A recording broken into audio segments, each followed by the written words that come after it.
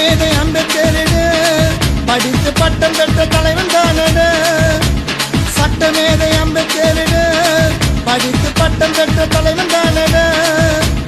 எத்தனையோ துன்பங்கள் கண்டும் ஏழை மக்களுக்காய் வாழ்ந்தாரடா. எத்தனையோ துன்பங்கள் கண்டும் ஏழை மக்களுக்காய் வாழ்ந்தாரடா. சட்டமேதை அம்பேத்கரிடு படித்து பட்டம் பெற்ற தலைவன் தானடு. சட்டமேதை அம்பேத்கரிடு படித்து பட்டம் பெற்ற தலைவன்